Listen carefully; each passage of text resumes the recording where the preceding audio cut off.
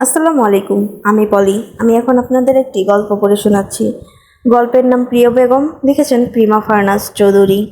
পর্ব 13 থেকে 15 সবগুলো পর্ব একসাথে পড়ে শোনাচ্ছি। কয়জনকে তুলে নিয়ে যাওয়া হয়েছে তার হিসেব পুরোপুরি পাওয়া যায়নি এখনও। তবে গোলাগুলি কমে আসতেই শেহজাদ আর সাফায়াত জানতে পারল প্রায় 7-8 জনের মতো মেয়েকে অপহরণ করা হয়েছে। যদিও সেটা আনুমানিক। জাহাজের ডাক পাঠানো হয়েছে, এখনো অবধি ঘাটে আর জাহাজে এসে পৌঁছায়নি। বিদায় তারা কেউই রওনা দিতে পারেনি, শুধু নৌকায় করে জাহাজের পিছু নিয়েছিল। কিন্তু জাহাজটা অনেক আগেই নিরুদ্দেশ। শেরহাম আর শেহজাদ ফিরে এসেছে, জাহাজের অপেক্ষায় ঘাটের কাছাকাছি দাঁড়িয়ে আছে। শেরহামের মেজাজ তুঙ্গে। শেহজাদকে কোনো কথাই বলতে দিচ্ছে না সে, না তটিনীকে। তার কথা অমান্য করেছে, এটা তো হওয়ারই ছিল। তটিনী ঘাট থেকে কিছুটা দূরে দাঁড়িয়ে আছে, সে অনুশোচনায় দগ্ধ হচ্ছে। তার উচিত ছিল অন্তত শবনমকে হুঁশিয়ারি দেওয়ার, সে সাবধানে থাকতো। শেরহামের কথাগুলোকে আমলে না নিয়ে আজ এত বড় বিপদে পড়তে হলো তাদের। সে কিছু ভাবতে পারছে না এখন, ভুল ঠিক বিচার করার অবস্থায় নেই। শুধু চিন্তা হচ্ছে শবনমকে নিয়ে। তাকে কোথায় নিয়ে যাওয়া হয়েছে, কিভাবে তাকে উদ্ধার করবে। নিজের ভুলের জন্য কপাল ঠুকতে ইচ্ছে করছে তার। সৈনিকে পালকিতে করে পাঠিয়ে দেওয়া হয়েছে, বাচ্চাদের পাঠিয়ে দেওয়া হয়েছে বাড়িতে অপরূপার সাথে। বাচ্চাদের সে ভালো মতো নিয়ে যেতে পারবে। তারা বাড়িতে পৌঁছা মাত্রই শাহানা সবটা শোনার পর কান্না জুড়ে দিয়েছে। তটিনীর পাশে সুলেমান মাহমুদ স্থবির হয়ে বসে রয়েছেন, মুখে কথা নেই। উনি তখনই আকাশ থেকে পড়লেন যখন শেহজাদ জানালো এইসব কিছুর পেছনে ইমরানের হাত আছে। কারণ ইমরানের একটা লোকও উপস্থিত নেই তারপর থেকে, না লোকগুলো না মহিলাগুলো। সব কিছুই তার নিখুঁত পরিকল্পনা। কিন্তু কেন শবনমকে তুলে নিয়ে গিয়েছে, কি তার ধান্দা, কিছুই আপাতত বুঝতে পারছে না কেউ। আয়েশা সুলেমান মাহমুদের কাঁধে মাথা রেখে বসে আছে। জাহাজের অপেক্ষায় দাঁড়িয়ে সবাই। সুলতান মহলে থাকলে আজ এতটা বিপর্যয়ের মধ্যে যেতে হতো না তাদের। জাহাজ পৌঁছতে বিলম্ব হওয়ায় শেরহাম আরও বিরক্ত। তটিনী গুটি গুটি পায়ে হেঁটে তার সামনে গিয়ে দাঁড়ালো, জিজ্ঞেস করলো, নৌকা নিয়ে যাও? এতক্ষণ তো অনেক দূর অব্দি যেতে পারতে। শেরহাম তার দিকে ফেরামাত্র খ্যাক করে উঠে বলল, তুই আমাকে বলবি কি করতে হবে না করতে হবে? এখন কাঁদছিস কেন? ওকে মেরে ফেলেছি বলে কত নাটক করলি, এখন কর ওসব নাটক। এখন কাঁদছিস কেন? শেহজাদ বলল, ভাইজান ওর উপর কেন রাগ দেখাচ্ছ? ওর উপর রাগ দেখিয়ে কি হবে? তুই চুপ থাক, সবাই মিলে আমাকে জ্ঞান দিচ্ছিলি না ওই কুত্তার বাচ্চার হয়ে। এখন কোথায় গেল তোদের মাতব্বরি? আর তোর বাপ এখনো চুপ করে বসে আছে কেন? যা মেয়েকে তুলে দিতে বল ওই জানোয়ারের হাতে। তটিনী বলল, আব্বা শুনতে পাচ্ছেন? আব্বা শুনতে পাচ্ছেন। শুনুক। সাফায়াত বলল, তুমি যাও এখান থেকে। তটিনী গাল মুছে বলল, জাহাজ এখনো আসতেছে না কেন ভাইজান? দেরি হয়ে যাচ্ছে। শেরহাম বলল, সেটা আমরা কি করে জানবো? তোর বোনকে তুই সতর্ক করতে পারিসনি? তোকে আগে বলিনি আমি? এসেছে এখন নাটক করতে, যা আমার সামনে থেকে যা। তটিনী কেঁপে উঠল তার গর্জনে। সাফায়েত বলল, তুমি যাও না এখান থেকে। তটিনী সুলেমান মাহমুদের দিকে এক পলক তাকালো। উনি চেঁচামেচি শুনে উঠে দাঁড়িয়েছেন। তটিনী ছুটে গিয়ে উনাকে ধরে বললেন, আব্বা আপনি এত চিন্তা করবেন না, শবনমের কিচ্ছু হবে না। উনি তটিনীর হাত থেকে নিজেকে ছাড়িয়ে শেরহামের দিকে এগিয়ে এলেন। শেরহাম কঠিন মুখে অন্যদিকে চেয়ে আছে। শেহজাদ এক পলক শেরহামের দিকে তাকালো। সুলেমান মাহমুদকে কিছু বলতে যাওয়ার পূর্বেই উনি হাত দেখিয়ে থামিয়ে দিয়ে বললেন, শত্রুতা তোমার সাথে, তাই তুমি শবনমকে ফিরিয়ে আনবে। সব দায় তোমার কারণে হয়েছে সব। তুমি সব জানার পরও কেন কাউকে কিছু জানাওনি? আমার মেয়েদের জীবন নিয়ে সিনিমিনি খেলতে তোমার ভালো লাগে? একজনের জীবনটা ছারখার করেছো, ঠকিয়ে নিকা করেছো। এখন আরেকজনের জীবনে একটা জানোয়ারকে লেলিয়ে দিয়ে এখন সাধু সাধছ। শেরহাম ঘাড় ফিরিয়ে চাইল চোখা দৃষ্টিতে। তটিনীর দিকে চরম ক্ষোভ নিয়ে তাকালো। তারপরই তটিনী সাথে সাথেই বলল, আমাকে বলেছে আব্বা, দোষ আমার। আমি বলিনি কাউকে, ও আমাকে সবাইকে বলতে বলেছে। সুলেমান মাহমুদ ধমক দিয়ে বলল, সাফাই গিয়েও না ওর হয়ে। ভেবে দেখো কেন এই বিপদটা এলো, কার জন্য এলো। শবনমের কিছু হলে আমি ক্ষমা করব না তোমাকে, না তোমার বরকে।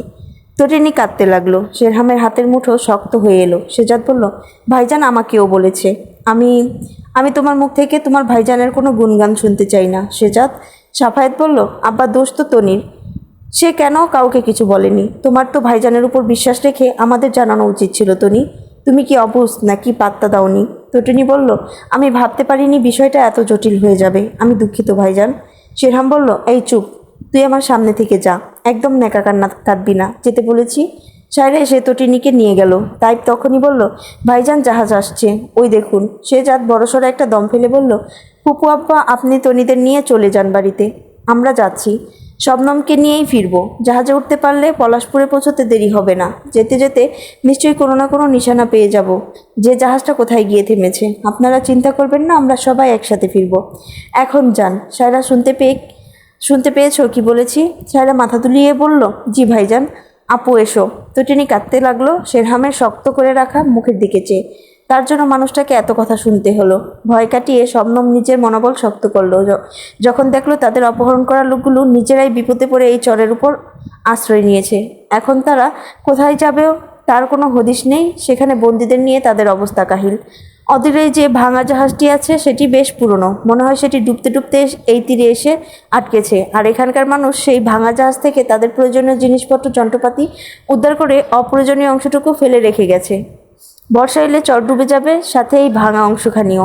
তারা যে জাহাজে করে এসেছে সেটিও কিছু দূরে এক জায়গায় থেমে আছে। শবনম তাদের কথা শুনে যতটুকু আন্দাজ করতে পারলো তা হচ্ছে জাহাজটাতে যান্ত্রিক ত্রুটি দেখা দিয়েছে।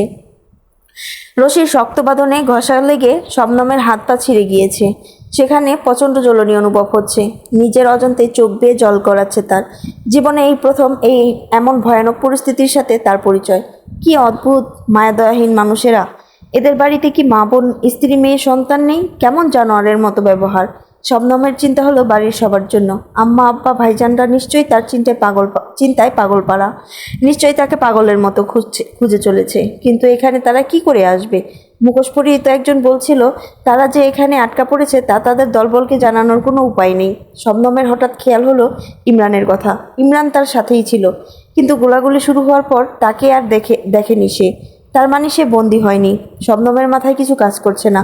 ওরা চাইছে এটা কি? পাশাপাশি দুটি জাহাজ ছিল, নিশ্চয়ই পরের জাহাজটিতে ইমরানও বন্দী হয়েছে। শবনমের পাশের মেয়েগুলো শবনমের ছোট, তারাও মোট 6 জন। একজনের মুখে পট্টি সরে যাওয়ায় মেয়েটা শব্দ করে কাঁদছে। মুখোশ পরা লোকগুলো তাকে ধমকাচ্ছে। মেয়েটা তারপরেও কেঁদে যাচ্ছে। একজন এসে মুখের দুপাশে চেপে ধরে বলল, আর চা চাইলে শেষ করে দিমু এখন। চুপ কর মাতারি। মেয়েটা তার মুখ থুতু মেরে বলল, গোলামের বাচ্চা, হাত খুলে দে। কে কারে শেষ করে দেখি। দূর হ জারজার বাচ্চা। লোকটা সাথে সাথে লাথি মারতে লাগলো মেয়েটাকে। মেয়েটা উল্টে পাল্টে গড়িয়ে পড়লো কিছু দূর। মেয়েটার বুক বরাবর লাথি মারতেই শবনম সহ্য করতে না পেরে চিৎকার দিয়ে উঠল। বলল, ছেড়ে দাও ওকে, আল্লাহর কসম তোমরা এর ভয়ানক শাস্তি পাবে। ওরে আর মেরো না। লোকটা আরও একটা লাথি বসিয়ে সরে এলো। অন্য লোকগুলো বলল, এইখানে বেশিক্ষণ থাকা যাইব না এদের নিয়া। আমাগো এখান থেকে যাওয়ার পথ নাই। ওরা খোঁজও পাইব না, জাহাজও আইব না এদিকে। এখানকার মাইনসে এদের এভাবে দেখলে জানে মাইরা ফেলাইব আমাদের। অন্যজন বলে উঠল, তা কি করবি? এতগুলান মাইনসে জামুকই এখন? ডিঙি নৌকা নিয়েও তো যাওয়া যাইব না। যা ঢেউ মারতাছে, সবাই ডুববা মারুম। একে অপরের সাথে সলা পরামর্শ করতে লাগলো তারা। শবনম আল্লাহকে ডাকতে লাগলো।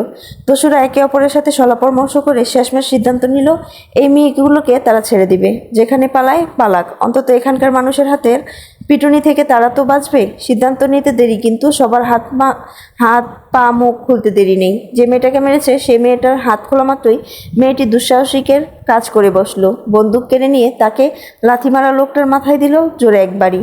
উপস্থিত সকলেই হতভম্ব। মাথায় হাত দিয়ে লুটিয়ে পড়ল লোকটি। রক্তে ভেসে গেল সাদা চরের বালি মাটি। মশালের আলোয় মেয়েটির কৃষ্ণবর্ণ গায়ের রং আর চোখগুলো ভয়ঙ্কর লাগছিল। লোকগুলো তার দিকে তেড়ে আসার পূর্বেই মেয়েটি প্রাণপণে বন্দুক বাড়িয়ে বলল, একদম এগবি না কেউ, পিছু যা।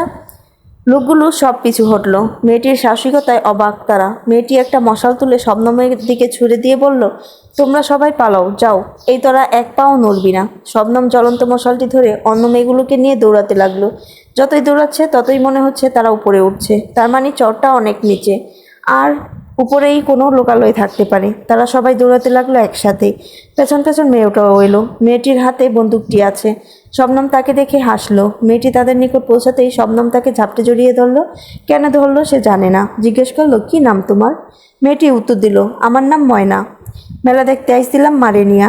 এই হালারা আমারে তুইলা আনছে। কুত্তার বাচ্চা করে আদমরা বানাই আইছি। কয়টা পালাইছে। আমাগরে সাবধানে থাকতে হইব। হেতারা এইখানে থাকবো যতদিন না জাহাজ আসে। শবনম বলল, হ্যাঁ চলো আমরা কিছু দূর যাই। ওই যে পার দেখা যায়, নিশ্চয়ই লোকালয় থাকবে। সাহায্য চাইলে সাহায্য পেতেও পারি। তোমরা ঠিক আছো?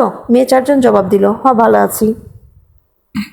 বালিমাটি কামড়ে হেঁটে হেঁটে পারে উঠে গেল তারা। ভয় কাটার বদলতে ভয় ঝেঁকে ধরলো তাদের। দুপাশে কাশফুলের মতো লম্বা ঘাস পাতার বন, আর মাঝখান দিয়ে সরু একটা সাদা মাটির রাস্তা। খোলা আকাশের নিচে মুক্তদানার মতো ছড়িয়ে আছে চাঁদের কিরণ। ঝিঝি পোকার ডাক, রাতের নৈশব্দ আর এমন শুনশান নীরব পরিবেশ দেখে মনে হলো বন্দি অবস্থায় চরের বাড়িতে শুয়ে রাত পার করে দেওয়াটা এর চাইতে সহজ ছিল। শবনম পাড়ে উঠে দাঁড়ালো। ক্ষেতের মাঠ যেখানে শেষ তত দূর অবধি চোখ রেখে বলল, নিশ্চয়ই ওখানে বাড়িঘর আছে, চলো যাই। ময়না বলল, বুবু, মনে হইতেছে এইখানে কোনো বাড়িঘরও নাই। শবনম ভয় পেয়ে গেল, জিজ্ঞেস করলো, যা কি বলো? হ, এইরকম লাগতেছে বুবু। শবনম বলল, তুমি তো সাহসী মেয়ে, তোমার কি ভয় করছে যেতে? সাহসী মেয়ের তোকমা মেখে ময়না দ্বিগুণ সাহসের সাথে জবাব দিল, আল্লাহ আছেন, চলেন যাই। একটা মেয়ে জানতে চাইল, যদি কোনো বাড়িঘর না থাকে এখানে তখন কি করব বুবু? শবনম উত্তর দিতে পারল না। সে ভয়ে ভয়ে পা বাড়ালো শুধু। হঠাৎই দমকা বাতাসে মশালের আগুন নিভে গেল। চাঁদের আলো ছাড়া তাদের আর কোনো সম্বল রইল না। শবনমের ভয় করলেও সে আল্লাহকে স্মরণ করতে করতে সবাইকে নিয়ে সাদামাটির আইল ধরে হাঁটতে শুরু করলো। কিছু দূর যেতে না যেতেই দেখতে পেল সেই আইল ধরে হেঁটে আসছে কালো হলুদ গোড়াকাটা এক চিতাবাঘ। সকালেই আটকে উঠতেই শবনম হাত দিয়ে নিজের মুখ চেপে ধরল। বাঘটি ততক্ষণে এদিক ওদিক চাইছে। চাঁদের আলোয় পথ ধরে হাঁটতে থাকা শবনম আর তার বাকিরা দেখতে পেল বাঘটি তাদের দিক চেয়ে আছে, আর হিংস্র চোখগুলো জ্বলজ্বল করছে। বাঘটি দ্রুত ছুটে এলো। সকলেই আইল হতে ছিটকে পড়ল। যে যেদিকে পারলো ছুটতে শুরু করলো। শুকিয়ে আসা কাশবনের ভেতর দিয়ে। শবনমের কাছে পাশে কেউ নেই। মেয়েগুলো কোথায় চলে গেছে সে জানে না। প্রাণ নিয়ে ছুটতে ছুটতে শবনমের মুখ হাত পা সব ছিঁড়ে জ্বলুনি হচ্ছে এবার।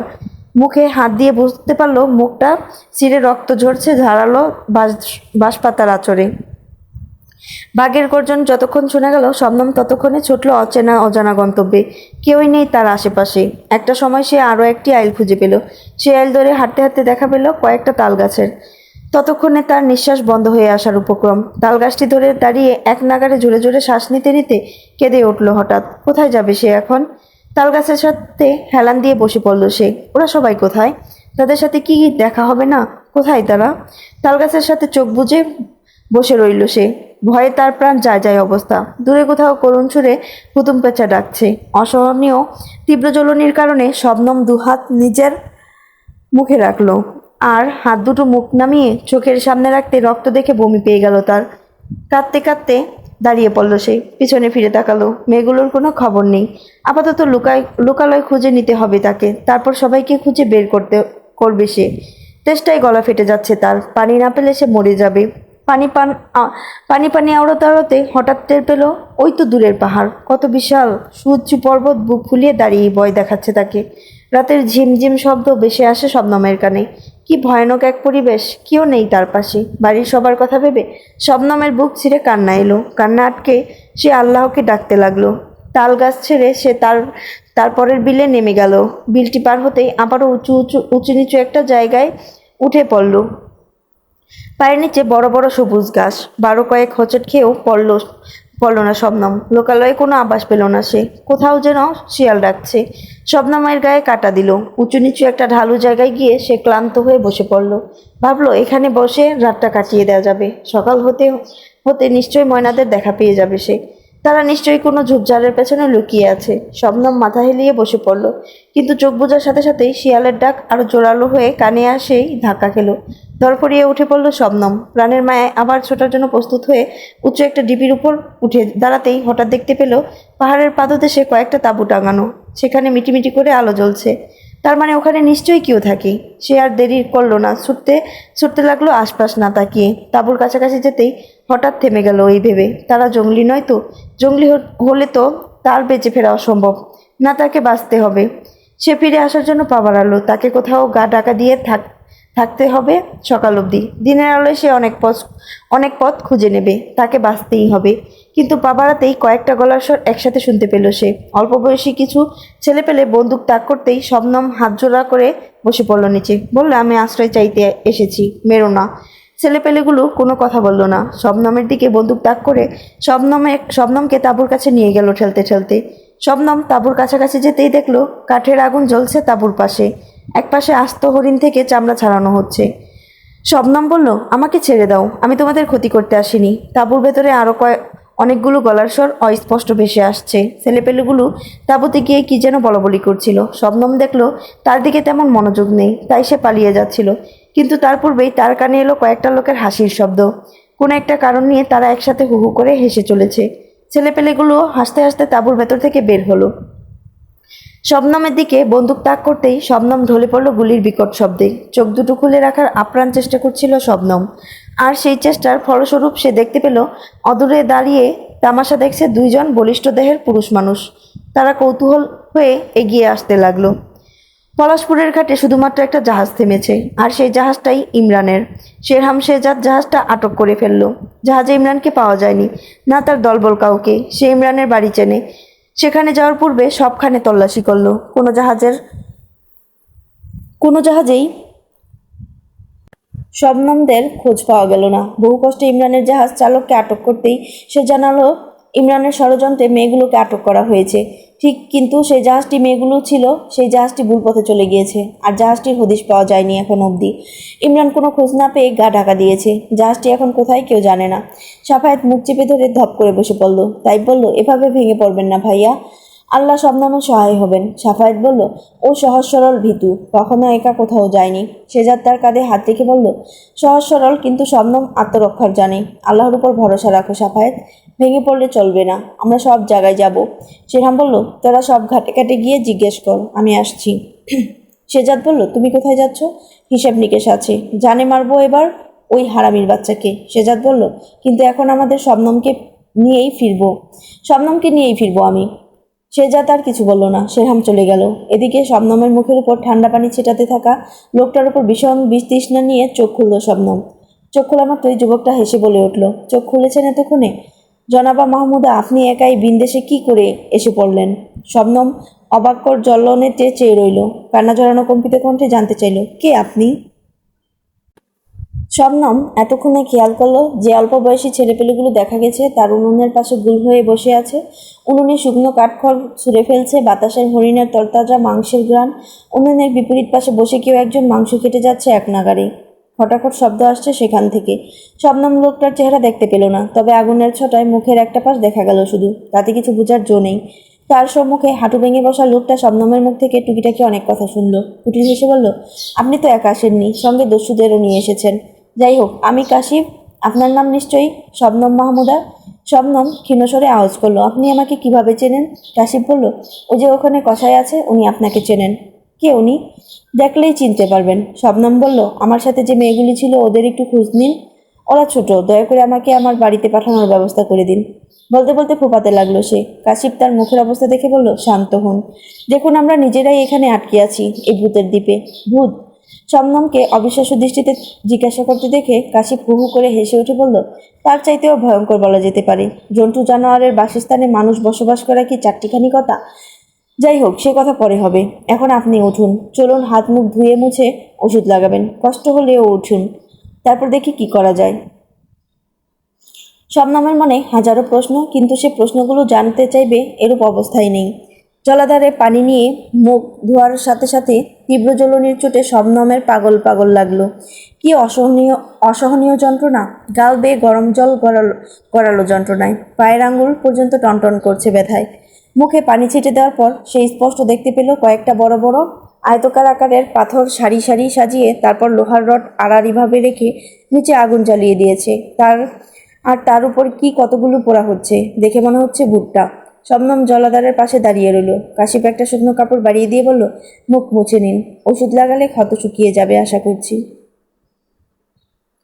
শবনম ধীরে ধীরে বহু কষ্টে মুখটা মুছে নিল। কাশিপ বলল, দেখুন তো তাকে চিনতে পারেন কিনা। শবনম বলল, কার কথা বলছেন? আরে কসাইয়ের কথা, যিনি আপনাকে চেনে বলেছে।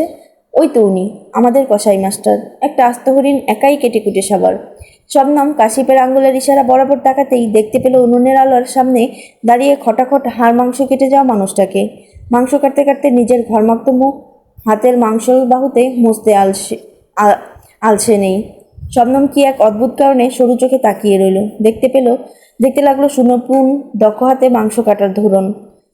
আর হঠাৎ চোখ দুটো আকস্মাৎ বড় হয়ে গেল তার, যখন এক নাগাড়ে মাংস কাটতে থাকা মানুষটার ঘাড় ফিরিয়ে তার দিকে তাকালো। উনুনের এই পাশ আর ওই পাশে দাঁড়িয়ে দুটি মানুষের অপ্রত্যাশিত অনাকাঙ্ক্ষিত চার চোখের মিলন। শবনম স্তম্ভিত। তার জলজলে ভেজা চক্ষু কোটর হঠাৎই অত্যধিক জলজল করতে লাগলো। কোটর ভর্তি নোনা জলে। সাথে সাথে চোখ ফিরিয়ে নিল সে।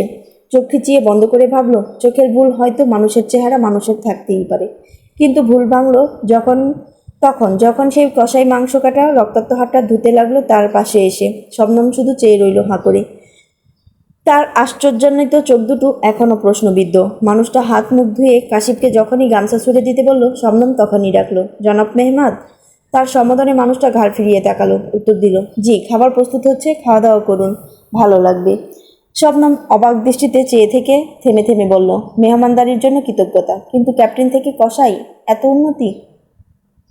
নাদির তার দিক থেকে দৃষ্টি আড়াল করলো। মুখ মোছা শেষে গামছাটা কাঁধে রেখে পায়ের কাছের পাথরটাতে পা ঘষতে ঘষতে দায়সারাভাবে বলল, রূপনগরের রাজকন্যা বনে বাদারে, এটাকে কি অবনতি ধরে নেব? আগা পাঁচ আগা পাঁচতলার সবকিছু ভয় ব্যথা এক মুহূর্তের জন্য ভুলে গিয়ে শবনম মৃদু হাসলো কেন যেন। যে আতঙ্ক, ভয়, দুশ্চিন্তা এতক্ষণ ধরে তার মস্তিষ্কে চেপে বসেছে, সেটা যেন হালকা হয়ে এলো এক লহমায়। কয়েকটা বছর পূর্বে স্বল্প দিনের পরিচিত হওয়া এই মানুষটার সান্নিধ্যে যখন আছে, তখন নিশ্চয়ই তার আর কোনো বিপদ হতে পারবে না। কি অদ্ভুত! নিজের ভালোর কথা ভাবতে গিয়ে শবনমের খেয়ালই ছিল না যে সে এতদিন যাবৎ জানতো এই মানুষটা মারা গিয়েছে। সেবার বাবুদের আকিকায় যখন সৈনী বেড়াতে এলো, তখন সৈনীর মুখে শুনেছে কোনো একটা জাহাজ দুর্ঘটনায় উনি মারা গিয়েছিলেন। মৃতদেহটাও পাওয়া যায়নি। ডাক্তার তাইব আর ডাক্তার ফজল মোস্তাফিকে সেবার ভীষণ ভঙ্গুর দেখাচ্ছিল তার শোকে। ডাক্তারবাবু বারবার অনুশোচনায় দগ্ধ হচ্ছিলেন। এই ভেবে বনে রেখে যাওয়া সন্তানটাকে কেন তারা আগলে রাখতে পারেনি নিজেদের স্নেহের বাহুডোরে? কেন সে সর্বহারা ছন্নছাড়া শীতগ্রস্তের মতো ঘুরতে ঘুরতে পথেই হারিয়ে গেল? কেন তার জীবনটা অন্যদের মতো গোছালো হলো না? কোনো মায়া কিংবা সম্পর্কের টানে নয়, আপনা আপনি শবনম তার পরের কয়েকটা রাত ঘুমোতে পারেনি। কেন পারেনি তার কারণটা খুঁজতে গিয়ে বারংবার আঘাত পেয়েছে সে। এই আঘাত খোঁচাতে গেলে সে পুনরায় ক্ষতবিক্ষত হবে জেনে সে সবটা ভুলে থাকার চেষ্টা করেছে। বিবাহ বিদ্বেষী সে, আর সংসার বিদ্বেষী। নাদির মেহমাদ দুজনেই তাদের সম্বন্ধ শুনে নাকচ করে দিয়েছিল সাথে সাথে। শবনমের এখন স্পষ্ট মনে আছে সেদিনটার কথা যেদিন তাদের নিকার কথা উঠেছিল। আর তখন নাদির মেহমাদকে প্রচণ্ড বিরক্ত দেখাচ্ছিল। উনি যেন ভুলেও ভাবেন না নিকার করার কথা। সংসার তো অনেক দূর। শবনমের সাথে সাথে শাহানাও রাজি ছিল না। কারণটা ছিল এই ছেলের নেই ঘর, নেই আপনজন কেউ। এমন ছেলের হাতে মেয়ে তুলে দেবেন শুধুই ছেলে আর তার পেশা দেখে? পেশা তাও তো সুবিধার নয়। কখন কোন দুর্ঘটনায় সে সমুদ্রের তলদেশে হারিয়ে যাবে তার কোনো নিশ্চয়তা আছে? তার ছেলে, সেও অত সুবিধার কোথায়? দেখে তো মনেই হয় না সংসারী হওয়ার ইচ্ছে আছে তার। সে যা তার সাফায়াতের সামনে 101টা কারণ দেখিয়ে শাহানা সেদিন শবনমের পক্ষ নিয়েছিল, যদিও শবনমের নাকচে কোনো বিশেষ কারণ ছিল না। সে নাদির মেহমাদকেই নয়, কাউকেই তখন নিকা করতে রাজি ছিল না। বড় আপুর ছিন্নভিন্ন জীবনটা এত কাছ থেকে দেখে নিকা, ঘর সংসার এসব থেকে তার মন উঠে গিয়েছিল। তবে এখন সেই বিশ্বাসটা এখন ফিরে এসেছে। ভালোবাসা, ঘর সংসার, এখানেই মানুষ ভালো থাকে যদি অপর মানুষটা সঠিক হয়। আপুকে দেখলে বোঝা যায় জীবন একসময় তাকে কঠিন অন্ধকার কূপে নিমজ্জিত করেছিল। সব আশা ভরসা স্বপ্ন সব যখন মিথ্যে হয়ে গেছিল, তখন সেই অন্ধকার জীবনটাকে আপন করে নিয়ে নিজের তাকদীরের প্রতি বিশ্বাস রেখে সে অন্ধকারের আলো জ্বালিয়েছে। আজ আপুর মতো সুখী দ্বিতীয় কেউ নেই। পেশা, পর, ঘর এসবে তার কিছুই যায় আসে না এখন। এই যে ইমরানের সাথে তার সম্বন্ধ হচ্ছে, এসবে সে বিন্দুমাত্র আনন্দ, শান্তি, স্বস্তি খুঁজে পাচ্ছিল না। মনে হচ্ছিল ইচ্ছে করে সে হারিয়ে ফেলছে নিজেকে। অথচ আজ এই নিঝুম পুরীতে দাঁড়িয়ে তার এত শান্তি কেন অনুভব হচ্ছে তার প্রমাণ বোধ হয় তার সামনেই দাঁড়িয়ে থাকা পুরুষটি। এতগুলো মানুষের কাছে মৃত ব্যক্তিটি তার সামনে সুস্থ সবল দাঁড়িয়ে রয়েছে। শবনমের কাছে এ এক অদ্ভুতপূর্ব দৃশ্য। নিজের একটা নিরাপদ আশ্রয় পাওয়ার আনন্দে নয়, চোখ দুটো এই অত্যাশ্চর্য ঘটনায় তার ছলছল করে উঠেছিল তখন। অন্যদের কাছে এটা স্বস্তির হলেও তার কাছে এই আনন্দের তুলনা হয় না কবু। সে তো এটা ভেবে অবাক হচ্ছিল যে অমন একটা মানুষ অত সহজে হেরে গেল জীবনের কাছে। এক একজনের কাছে ঘর সংসার করাটা জীবন হলে, অপরজনের কাছে দেশ বিদেশ বনে বাদারে ঘুরে ফিরে হেসে খেলে বেঁচে থাকাটাও তো জীবন। পিছুটান না রেখে শুধুই নিজেকে নিয়ে বাঁচতে পারে কটা মানুষ। সমস্ত যাতনা বলে শবনম আগুনের সামনে বসে কাঠখড় জ্বালিয়ে মাংস পোড়াতে থাকা মানুষটার দিকে টলটলে চোখে একদৃষ্টে চেয়ে থাকতে থাকতে খেয়াল হলো তার খানিকটা ছেঁড়া জুতোয় জোড়ায় রক্ত লেগে আছে। পায়েও ব্যথা টের পেল। সাথে সাথে সারা শরীরে, হাতে পায়ে, বাহুতে, মুখে কি অসম্ভব জ্বলনি পোড়ানি। সিবানের সমবয়সী একা ছেলে এসে বলল, তাঁবুতে চলেন আপামনি। শবনম নাদিরের দিকে আরেক পলক তাকালো। নাদিরও তাকাতেই সে দ্রুত চোখ সরিয়ে নিয়ে তাঁবুর দিকে এগিয়ে খুঁড়িয়ে হেঁটে হেঁটে কোনো প্রকার উচ্চবাক্য না করেই ক্লান্ত অসাড় শরীরটা টেনে হিঁচড়ে নিয়ে গেল তাঁবুর ভেতর। দেখলো চারপাশে অসংখ্য যন্ত্রপাতি, অস্ত্রশস্ত্র, পানির কলস, নিবু নিবু জ্বলতে থাকা একটা মোমবাতি, পোশাক, মাথার ক্যাপ, চামড়ার ব্যাগ, লাঠি, জুতো, আরও অনেক কিছু। তাঁবুর ভেতরটা এঁটে আছে জিনিসপত্র দিয়ে, আর রয়েছে ঘুমানোর জন্য লম্বা লম্বা শুকনো ঘাসে বস্তা করে বিছানো, তার উপর পাতলা কাঁথার মতো পুরো চাদর বিছানো। শবনম তার উপর বসে পায়ের জুতো জোড়া সর্বশক্তি দিয়ে টেনে খুলতেই রক্তাক্ত পা জোড়া দেখেই কিঞ্চিত আর্তনাদ করে উঠল। আর সাথে সাথে তাঁবুর বাইরে থেকে কেউ একজন ডেকে বলেন, ঠিক আছেন? শবনম হু বলে ওড়না দিয়ে পা জোড়া মুছে ফু দিতে লাগলো। কাশিপ উঁচুস্বরে ডেকে বলল, জনাবা, আপনার জন্য খাবার দেব? খাবার গরম আছে। আমি পানি আর কিছু খাবো না। আর কোনো সারা শব্দ রইল না। শবনম শুয়ে পড়ল বিছানার উপর। পরিবার পরিজনের কথা ভেবে গা কাঁপিয়ে কাঁদল, কিন্তু পরপরই নিজেকে সামলে নিয়ে চোখ বুজল। তার তলপেট ব্যথা করছে অসম্ভবভাবে। হাজারো চিন্তা মাথায় ঘুরপাক খাচ্ছে। মেয়েগুলো কোথায় কে জানে? এখান থেকে কি করে তারা উদ্ধার হবে? ক্যাপ্টেন মোহাম্মদ মেহমাদ আর ওনার বন্ধু এখানে কিভাবে আটকা পড়েছেন? তাহলে তাদের খোঁজ পাঠাবে কি করে? তাঁবুর পর্দা সরে সরে যাওয়ার ভেতরটা আলোকিত হয়ে এলো। শবনম ধরফড়িয়ে উঠে বসলো লম্বা চড়া কাউকে ভেতরে প্রবেশ করতে দেখে। কাঁসার ছোট্ট থালায় গরম গরম পোড়া মাংসের সাথে লেবুর টুকরো, লেবু পাতা, শিমুল, আলুর শাক সিদ্ধ, ভুট্টা নিয়ে এলো নাদির। বিছানার উপর রেখে বলল, খেয়ে নিন, আমার কাছে ভেষজ ওষুধ আছে, আপনাকে দেবো? ক্ষত শুকিয়ে যাবে। সে বলে থালাটা রেখে বেরিয়ে যাচ্ছিল। শবনমের কোনো সারা শব্দ না পেয়ে ঘাড় ফিরাতেই দেখলো শবনম ফের শুয়ে পড়েছে। কপাল ভাঁজ করে শবনমের ব্যথাতুর মুখখানা দেখার চেষ্টায় সে আরও একটি মোমবাতি জ্বালিয়ে দিল। হাঁটু মুড়ে বসে ডাকলো, মামুদা। শবনম কথা বলার শক্তি পাচ্ছে না। তারপরে ছোট্ট করে আওয়াজ করলো। নাদির মোমবাতির আলোয় দেখতে পেল তার অবস্থা খুবই করুণ। মুখে অসংখ্য ছেঁচা লেগেছে, শুকনো রক্তের দাগ সবখানে, হাত পায়ে অসংখ্য ক্ষত, পায়ের তালুতে। সে সাথে সাথে বেরিয়ে পড়ল তাঁবু থেকে। বালতি করে পানি এনে পায়ের তালুর ক্ষত পরিষ্কার করতে শবনম ক্ষীণ শব্দ করে উঠল। নাদির তার ক্ষত দক্ষ হাতে পরিষ্কার করে ভেষজ ওষুধ লাগিয়ে দিল। আর তারপরই জ্বলনি সইতে না পেরে শবনম ধরফড়িয়ে উঠে বসলো। নাদির বলল, আমি নাদির, শান্ত হন। কী অবস্থা করেছেন নিজের? এতটা ক্ষত নিয়ে বসে আছেন? বলা উচিত ছিল চুপ করে বসুন। শবনম তার কথা শুনল। সমস্ত জ্বালা মুখ বুজে সহ্য করে চুপচাপ নাদিরকে সেবা করতে দিল। শরীরের সমস্ত ব্যথা থেকে এখন গুরুতর ব্যথা হয়ে দাঁড়িয়েছে তার পেট। মূত্রথলি যেন ফেটে যাবে এরূপ অবস্থা। এই পায়ে হেঁটে সে কী করে যাবে? কান্নায় ফের বুক ভার হয়ে এলো তার। নাদির বালতির পানি ফেলতো চলে যাচ্ছিল। পায়ের ব্যথা বলে শবনম দাঁড়িয়ে পড়ল। দ্রুত বেগে নাদিরের পেছনে গিয়ে বলল, শুনুন। নাদির তৎক্ষণাৎ ফিরল। শবনম লজ্জিত সংকুচিত স্বরে বলল, আমি শৌচাগারে যাব। নাদির কিছুক্ষণ চুপ করে থেকে বলল, আসুন। কিন্তু বনে বাজারে শৌচাগার থাকে না। শবনম বলল, যেটাই থাকুক। নাদির মৃদু হাসল, কিন্তু তার শবনমের আড়ালে। শবনম এতক্ষণে বুঝতে পারল তার এত তীব্র মাত্রার পেট ব্যথা শুধুমাত্র মুঠোথলি ভারী হওয়ার কারণে নয়, তার ঋতুস্রাবের কারণেই। তার দেখা মাত্র সে ঠোঁট কামড়ে কেঁদে উঠল নিঃশব্দে। আল্লাহ, এ কেমন পরীক্ষায় ফেললো তাকে! একটা কাপড় নেই, চোপড়ও নেই, নিরাপদ জায়গা নেই। এতগুলো ছেলে মানুষের ভিড়ে সে একা একটা মেয়ে। রাগে দুঃখে কাঁদতে লাগলো সে তাঁবুর ভেতর। নাদির তাঁবুর ভেতর প্রবেশ করলো। একটা বাক্স টেনে কি যেন বের করলো। শবনম চুপ করে রইল। নাদির বলল, খেয়ে নিন, ঠান্ডা হয়ে যাচ্ছে। শবনম সাথে সাথেই বলল, আমার একটা পোশাক দরকার মেহমাদ। নাদির তার দিকে ফিরল তৎক্ষণাৎ। পোশাক? শবনম উপর নিচ মাথা নাড়ল। নাদির যে বাক্সে হাত রেখেছে সেই বাক্স থেকে একটা দামি রঙা ফতুয়া তুলে নিল। শবনমকে দেখিয়ে বলল, এটা পড়তে পারবেন? শবনম আগ বাড়িয়ে কেড়ে নিয়ে চুপটি করে গুজে বসে রইল। নাদির তার কাণ্ড দেখে মনে মনে হাসল। শবনম বলল, সালোয়ারও লাগবে, ওড়নাও, আর গামছা, আরও কয়েকটা কাপড়। নাদির চোখ বড় বড় করে বলল, একটু আসতে বলুন। শবনম না শোনে মতো কি যেন বিড়বিড়িয়ে বলতেই শবনম বলল, বিরক্ত হচ্ছেন জানি। নাদির আর কিছু বলল না। বেরিয়ে যাওয়ার সময় শবনম ডেকে বলল, হুটহাট চলে আসবেন না। আপনি কাছাকাছি দাঁড়িয়ে থাকুন দয়া করে। আমি পর্দা সরিয়ে রাখলে তখন আসতে পারেন। নাদির বেরিয়ে গেল। তারপর সামনে দাঁড়িয়ে রইল। কাশিপ বলল, আরে, খাটাখাটুনি তো কম গেল না, খেয়ে নে। খাবো, মেহমান এখনো খায়নি। শবনম কাপড় চোপড় পাল্টে তার পোশাকটা এক কোনায় ফেলে রাখলো। দেখলো বিছানার উপর যে চাদরটা বিছানো ছিল সেটা নষ্ট হয়ে গিয়েছে। ছি, এসব দেখলে কি বলবেন ওনারা? শবনমের গায়ে কাটা ছিল। কি লজ্জাজনক পরিস্থিতি! সে খুঁড়িয়ে খুঁড়িয়ে হেঁটে তাঁবুর বাইরে বেরোতে দেখলো কাশিপ আগুনের পাশে শুকনো খড়ের উপর শুয়ে আছে, নাদির উনুনের সামনে।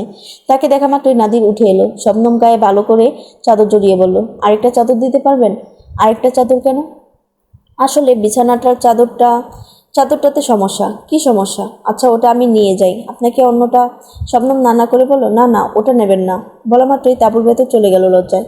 নাদির তাঁবুর ভেতর উকি দিয়ে বলল, এটা রাখুন, এটা ছাড়া আর নেই। শবনম চাদরটা নিয়ে নিল, বলল, সবাই খেয়েছে? কাশি বলে উঠল, হ্যাঁ। ও শুধু ও খায়নি। শবনম বলল, আমি ওইখানে এসে খাই। নাদির সম্মতি জানালো মাথা নেড়ে। শবনম থালাটা নিয়ে খেতে এলো। কিভাবে কি খাবে ভেবে বসে রইল। নাদির তার খাবার নিয়ে এলো, বলল, কিভাবে খাবেন বুঝতে পারছেন না? শবনম মাথা নেড়ে বলল, আগে আপনি খান। নাদির তাকে শাকের সাথে মাংস ছিঁড়ে তাতে লেবুর রস চিপে দিয়ে বাড়িয়ে দিয়ে বলল, নিন এবার খান। শবনম খেয়ে নিল। নাদির অপ্রস্তুত হয়ে পড়েছিল, কারণ সে শবনমকে হাতে নিল বলেছিল, মুখে নয়। শবনম নিজের হাতে আর খেলোও না, হাতের ক্ষত দেখিয়ে। অল্প স্বল্প খেয়ে সে চলে গেল, লম্বা একটা ঘুম দেবে বলে।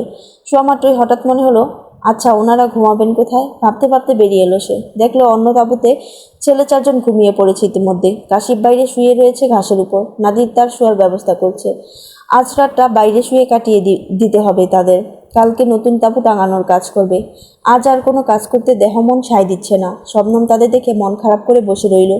কিছু করার নেই দেখে শুয়েও পড়ল। নাদিরকে কাশিপ বলল, একটা চাদর অন্তত নিয়ে আয় ভাই। উনি একটা বিছিয়েছেন, আরেকটা গায়ে দিয়েছেন, আরেকটা মনে হয় ধুতে হবে। দূর শালা, ধোয়া লাগবে না, নিয়ে আয়। পায়ের কাছে অন্তত দিতে পারবো। নাদির দেখেছিল কাপড়গুলি স্তূপ করে রেখেছিল শবনম, তাই সে তাঁবুর সামনে গিয়ে দাঁড়ালো। ডাকলো, শবনম জেগে আছেন? শবনমের সারা শব্দ নেই। নাদির পর্দা কিঞ্চিত ছড়াতেই দেখলো গুটিসুটি মেরে ঘুমিয়ে আছে শবনম। সে পর্দা খানিকটা সরিয়ে কাপড়ের স্তূপ হতে চাদরটা টেনে নিতে নিতে আচমকা শবনমের ঘুম ভেঙে গেল ভয়ে। সে নাদিরকে চাদরটা নিতে দেখে দ্রুত বেগে ছুটে এলো চাদরটা কেড়ে নিতে। বলল, না না এটা নেবেন না। কি হয়েছে এটাতে? একটা চাদর তো দরকার আমাদের। আশপাশ না দেখায় তাঁবুর ভেতরে রাখা কুড়ালটার উপর পা রাখতে যাচ্ছিল শবনম। নাদির চাদরটা সহ শবনমকে টেনে নিল নিজের দিকে। মোমবাতির নিয়ন আলোয় শবনম খুব নিকট থেকে জীবনের এই প্রথমবার কোনো পুরুষকে দেখতে পেল। হৃদকম্পন টের পেল, উষ্ণতা টের পেল। না না বলে চাদরটা ফের কাড়াকাড়ি করতেই নাদির আচমকা সশব্দে হেসে উঠল। শবনম তার চাদরটা রেখে দিল। বিছানায় বিছানো চাদরটা তুলে নিজের গায়ে জড়িয়ে রাখা চাদরটা নাদিরের দিকে বাড়িয়ে দিয়ে বলল, এটা নিয়ে যান। নাদির সেটা নিল, মজা করে বলল, না আমার ওইটাই লাগবে। শবনম আতঙ্কিত চোখে চেয়ে রইল। নাদির তার চোখ মুখ দেখে হাসতে হাসতে বেরিয়ে গেল। সে বেরিয়ে যেতেই দুহাত দিয়ে মুখ ঢেকে হাসল শবনম। ভেতরটা কেমন ডিপ টিপ করছে তার। এমন লাগছে কেন?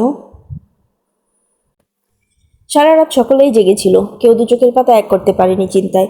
খাওয়া দাওয়া কারো মুখে ওঠেনি। সায়রা বাচ্চাদের সবাইকে খাইয়ে দিয়ে ঘুম পাড়িয়ে দিয়েছিল।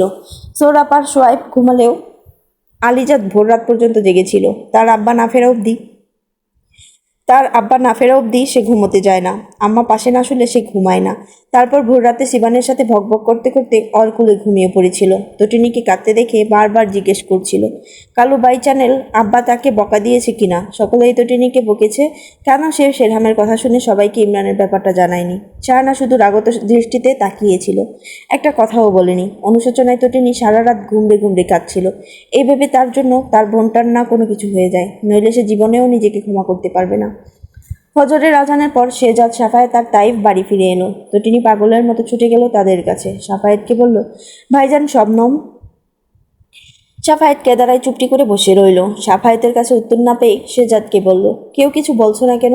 শবনম কোথায়? সৌরভের আব্বা কোথায়? তাইফ বলল, আসলে শবনম যে জাহাজে ছিল সেই জাহাজটা নিখোঁজ। ওটার নিশানা পাওয়া যায়নি এখন অবধি। আর বড় ভাইজান ইমরানদের এলাকায়। উনি বলছেন শবনমের খোঁজ না পাওয়া অবধি উনি ফিরবেন না। সকলেই স্তব্ধ। শাহানা চেঁচিয়ে উঠে বলল, নিখোঁজ মানে জাহাজটা নেই, ডুবে গেছে? সাফায়েত ছুটে এসে মাকে ধরতেই শাহানা তাকে ঝাঁকিয়ে বলল, আমার মেয়েটার উপর এ কেমন বিপদ এলো? সবসময় ওদের উপরেই কেন এত বিপদ আসে? শাহানা কাঁদতে লাগলো। ইতিমধ্যে তার গলা ভেঙে এসেছে, কথা আটকে আসছে। সাফায়েত মাকে জড়িয়ে ধরে রেখে সান্ত্বনা দিয়ে বলল, শবনমের খোঁজ পাওয়া যাবে। আল্লাহ অবশ্যই তাকে হেফাজত করবেন।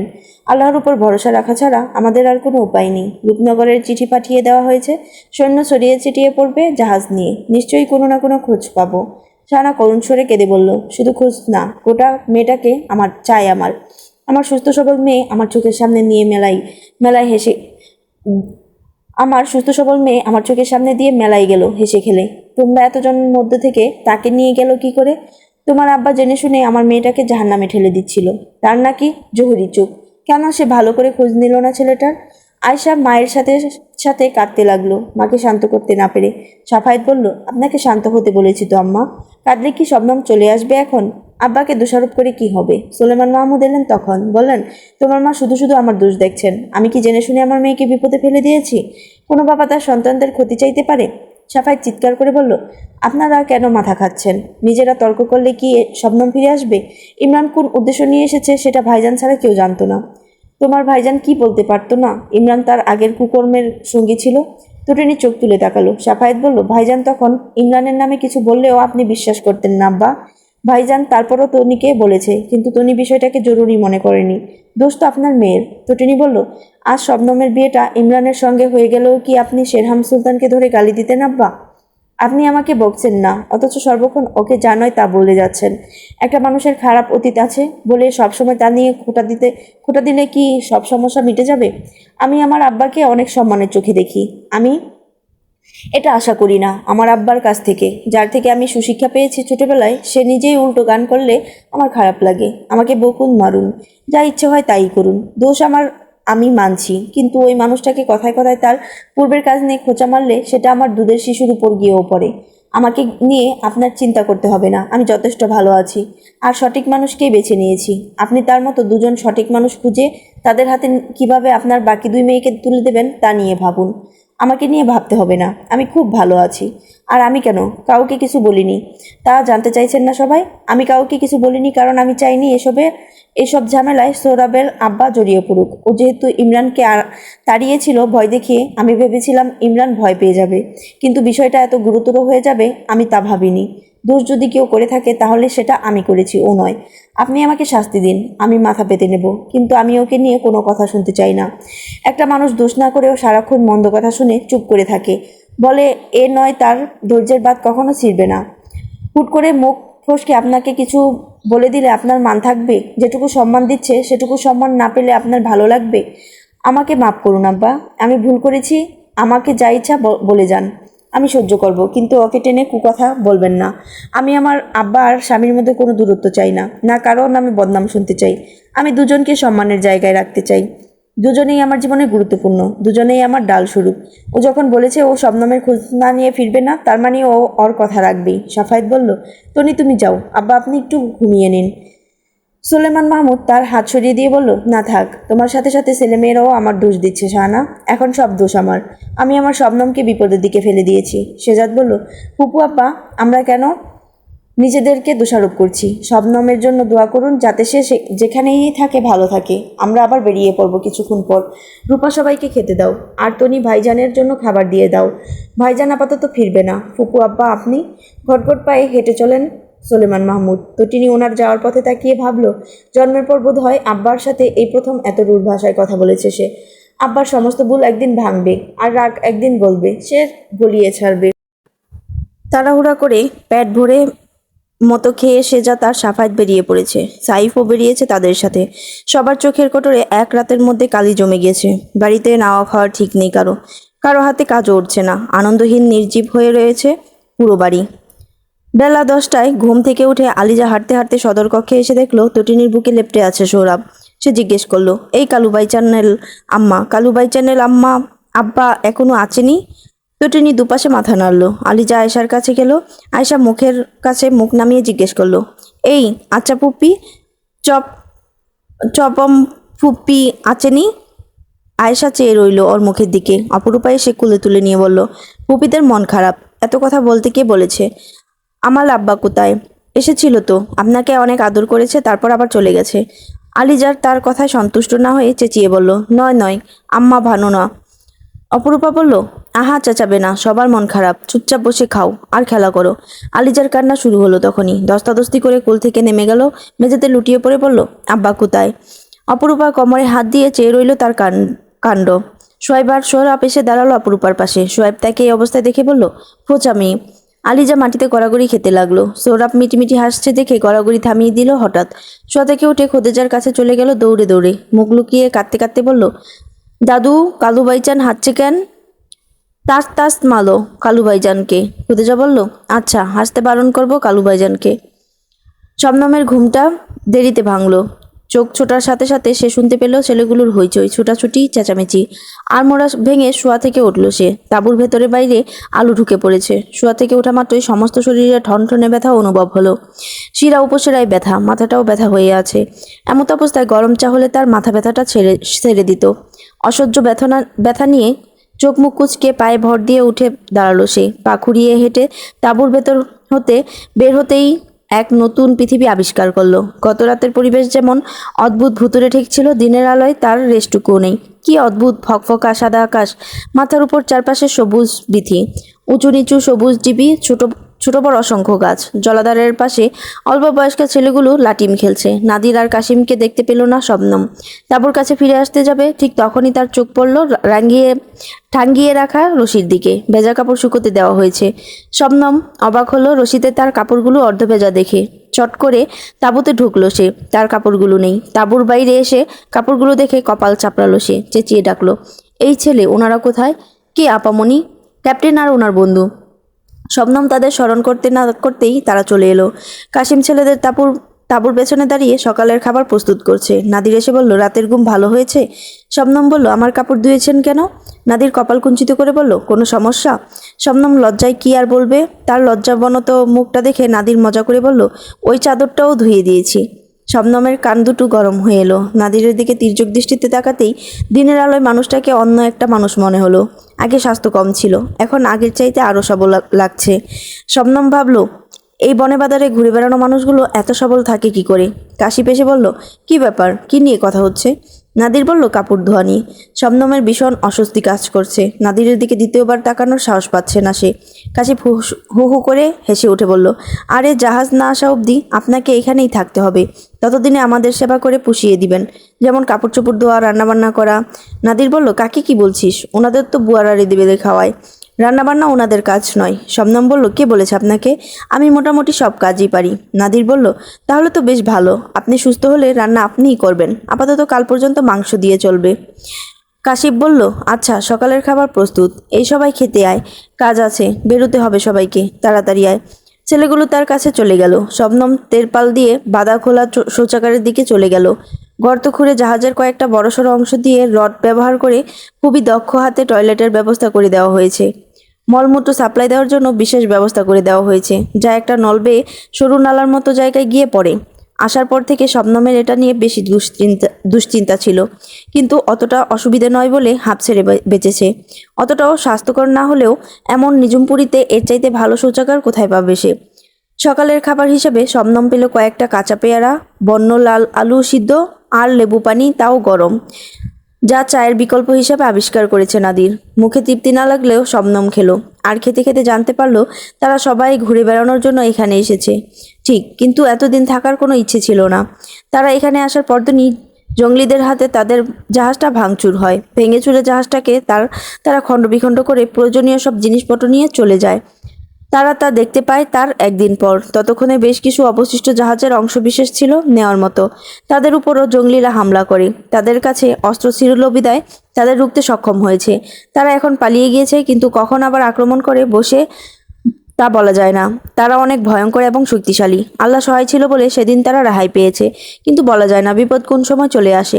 শবনম সবটা শুনে চিন্তিত হলো মেয়েগুলোর জন্য। তারা যদি জঙ্গলিদের হাতে পড়ে।